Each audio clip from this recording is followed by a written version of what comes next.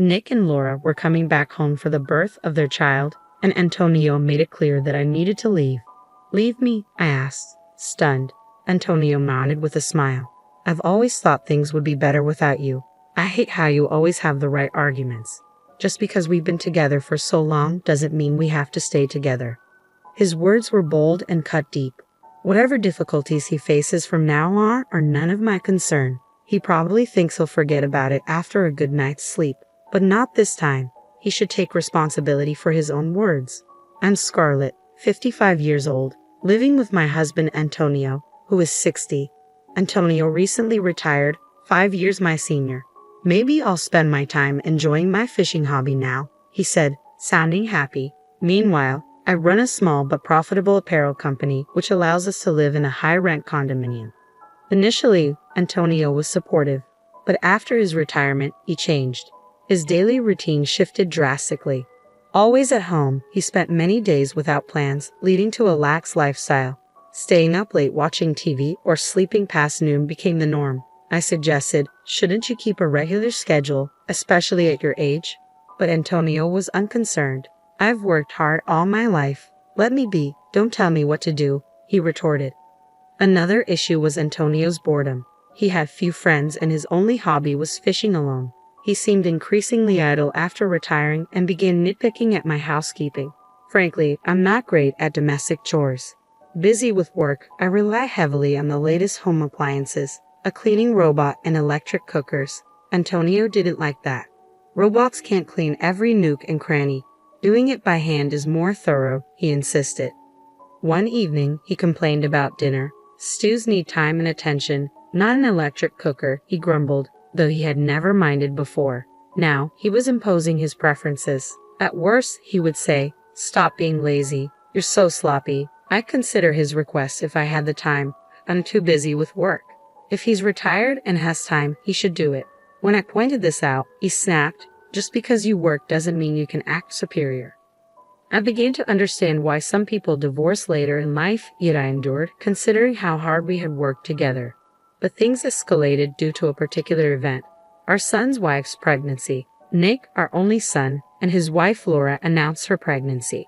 Nick isn't my biological son. He's Antonio's from a previous marriage. We remarried when Nick was 10. Antonio was ecstatic about the pregnancy announcement.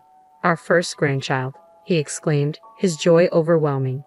Yes, it's exciting, I replied, happy too. But Antonio's joy was beyond normal. I think he was experiencing grandparent fever. That's why things turned out this way. Laura, who was raised by a single mother, expressed a desire to return home for the birth, probably influenced by Antonio's enthusiasm. My mom is too busy with work, Laura explained, which only fueled Antonio's eagerness. We need to welcome the baby in the best possible way, he declared, diving into preparations with gusto. That would have been fine, except he imposed all the tasks on me. This crib, every kind of milk, just in case, and a lot of diapers, he barked, overwhelming me with orders. Already swamped with work and chores, I struggled to meet his endless demands, only to be met with criticism. No, not like that, he complained. No, you're doing it wrong. Enough. I finally snapped. I understand you're excited, but do it yourself. Stop relying on me for everything. Antonio seemed shocked, standing frozen. Our first grandchild, and you act so detached. Right, you're not biologically related to Nick, so you don't care about him. That's not true. Don't say such awful things, I retorted. You're overdoing it. If Laura knew how much you're doing, she might not want to come here. This place doesn't feel relaxing. Antonio, unable to respond, clenched his teeth and retreated to his room. I sighed, regretting my harsh words. His fanaticism had driven me to stubbornness, and being accused of not caring about Nick hurt deeply. I wanted Nick and Laura to feel relaxed here, which is why I needed to stop Antonio's excesses. Later, I thought about making amends, but Antonio didn't come out of his room. Reluctantly, I knocked on the door. I'm sorry about yesterday. I'm going to work, I said, leaving for the day. At work, I faced numerous challenges and returned home quite late. As I contemplated dinner, I found Antonio already sitting at the dining table. I'm home. Sorry I'm late. I'll make dinner as quickly as I can, I said, but there was no reply. Antonio just sat there staring, as if pressuring me. Frustrated, I thought, if he's home anyway, he could have made dinner or at least not rushed me like this. Finally, I broke down. I managed to make crispy fish sandwiches and served them. Sorry for the wait. Let's eat. Antonio immediately started eating in silence. Were you that hungry? I asked as I sat down and began my own sandwich. Before I was even halfway through, Antonio had finished. He sat up straight and looked at me. What? I asked. Antonio spoke in a low voice. You're all about work, neglecting the housework.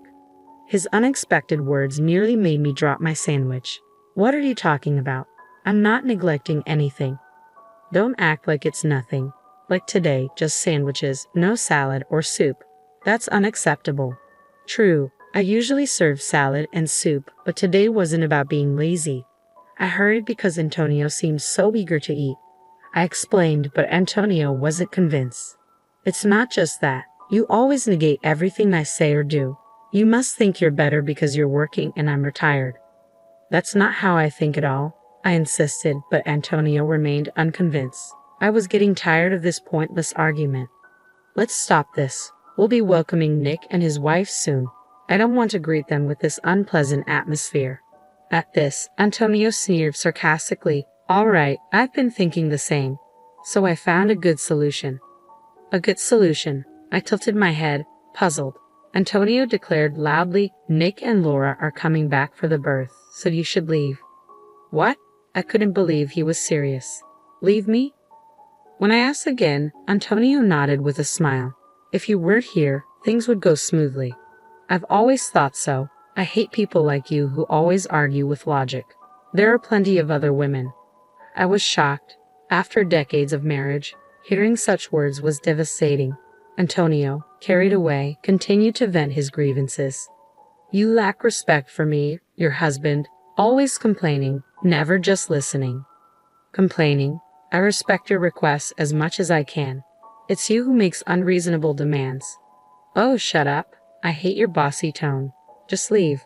I don't even want to see your face. Antonio slammed the table. It was futile to say more. Understood, I said and returned to my room. The next morning, I packed my things and left. I called the moving company immediately after being treated like that. I wasn't going to stay. Fortunately, it wasn't moving season, and I easily scheduled an estimate. I hoped to finish everything while Antonio was out, but he was almost always home. I was worried, but then it seemed like fate intervened. I'm going out tomorrow for a bit, Antonio said. He was the type to forget things overnight, so he spoke to me quite normally. Apparently, he had been invited by his fishing buddies for an overnight trip. This was my chance. There was a slightly awkward atmosphere. Maybe even Antonio felt that what he said yesterday was too much. Still, there was no apology from him. He might have been hoping to act as if yesterday's words never happened. He's always been like that. Until now, I've been the bigger person, letting things go, but I couldn't just ignore what he said this time. The moving estimate came quickly. I planned to take all the furniture and appliances, but there was less than I thought. The problem was finding a place to move to, but that was easily solved. Someone I knew through work offered to lend me a place, a brand new one, no less. Are you sure? I asked again, and they said, Scarlett, you've been so helpful. So, I accepted the offer and immediately went to see the property. It was more than sufficient, with no issues. I moved everything out while Antonio was away.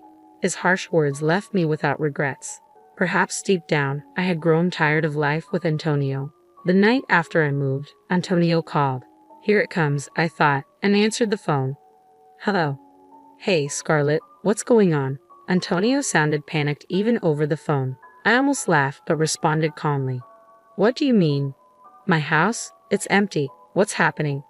Well, you told me to leave, so I did just that. I took everything from the latest appliances to my favorite dining table. But I only told you to leave. It's crazy to take everything from someone's house. Leaving them would be crazy.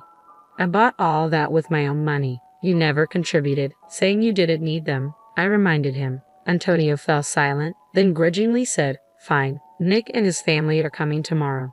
Furniture doesn't matter. He'd be surprised to see the place now. Good, then it's perfect timing. Say hi to Nick for me. There was no point in further conversation, so I quickly ended the call. There was another significant matter, but I didn't mention it since Antonio seemed unaware. The next day, Nick called. We'll be there soon. Didn't Antonio tell you I moved out? Really? Nick sounded surprised but didn't press further. In fact, I sensed more relief than shock in his voice. Cool. Mom's not there. We can do whatever we want then. You're not coming back, right? That's right. I always sensed Nick found me bothersome. He seemed displeased that I didn't pamper him like a biological mother might. You're not as kind as other women, he once said as a child. I thought I was raising him with love so he wouldn't struggle later in life. Well, it's easier for both of us. Laura was uncomfortable too, so see you. That was like his father, always adding one extra unnecessary comment. I pondered this after hanging up. That day, I was a bit on edge, unable to focus on work. I half expected a call about the furniture and appliances. Laura once said, "It must be nice to have all these appliances for an easy life." I secretly thought their visit was to take advantage of that, but contrary to my expectations, no call came that day. Finally, at the end of the month, Antonio called. "Ah, Scarlett." His voice lacked confidence, making his intention clear, but I played ignorant. "Yes? It's about the rent." "Yes, what about it?" He struggled to say it, but he wanted to talk about the rent. Antonio and I used to pay $1,700 for the condo rent together, but now he was on his own. I was the one who paid all the rent. There was no way Antonio, with his retirement, could afford it. He might manage for a while with his retirement fund, but it would eventually run out. When he called, he hesitated to speak his mind. I had to prompt him. "You're not expecting me to pay the rent for a condo I don't even live in, are you?" No, that's not. You were the one who insisted I leave, right? And now you're coming back to me." That wasn't something Antonio's pride would allow. As expected, he changed the subject. "Scarlett, are you doing okay? With a place to live?" "Yes, I managed to find a place thanks to some connections. I'm living comfortably." This left no room for him to ask me to return. I had no intention of going back, but just in case. "Oh, okay. Nick and Laura were saying they miss you. I thought maybe you'd consider coming back." Such words were unusual for Antonio. He must have been really desperate, but I had no intention of returning. "Oh, really? I thought they disliked me." No, that's not. Well, it doesn't matter. I have something important to discuss, so I'll come over." Yes, Antonio replied, sounding cheerful. There was a vital matter to discuss for my future. Later, I visited the condo for the first time in a while. "Long time no see," Antonio greeted, dressed up unnecessarily. No matter how much he dressed up, it was pointless. I walked down the hall into the living room where Nick and Laura were sitting. Clearly, they couldn't live with nothing. New sofas, tables, and a fridge were installed. Nick waved casually, and Laura, though glaring, greeted me. The atmosphere was tense. I wanted to finish what I came for and leave. I sat down as Antonio urged. "So, what did you want to talk about?" Grateful he brought it up, I started the conversation. I thought it was better to handle this sort of thing sooner rather than later. Antonio turned pale the moment he saw what I held out. "You're planning to divorce me?" he asked, visibly shaking as he looked at the filled-out divorce papers. "Yes. Ever since you told me to leave, I've been intending to." "Did you really say that without thinking?" Antonio fell silent. He probably did. He tends to blurt out things in the heat of the moment without thinking ahead.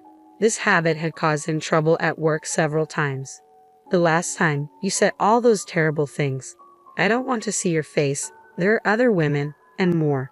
At that moment, I couldn't see a future with you anymore. He must have remembered saying those things. Antonio kept his head down, sweating. "Yeah, I said it, but that was not really what I meant." "You can say such things even if they're not in your heart." I'm appalled. "Well, it doesn't matter to me anymore. I can't do this anymore." Facing Antonio, our eyes met. He immediately flinched and looked away. "Can't you reconsider? We've come so far together." "I've come this far only to be told such things. I can't do this anymore. I can't be with you." As I firmly stated this, Antonio let out a long sigh. The room was enveloped in a painfully awkward silence, broken surprisingly by Laura. "Excuse me, I'm the one who's been most inconvenienced here." I turned to Laura, tilting my head, and she glared at me with eyes full of resentment. "What do you mean?" "I thought this place would be perfect with Scarlett around, clean and full of the latest appliances. I came here expecting to be pampered, but instead, I'm caught up in this marital mess. It's a huge nuisance." Laura sighed even louder than Antonio had earlier. She was angry with me for not meeting her expectations of a princess-like pampering. That is a huge misunderstanding. If you're unhappy, you could go back to your own home or anywhere else. But you chose to stay here. When I said this, Laura's face turned red with anger.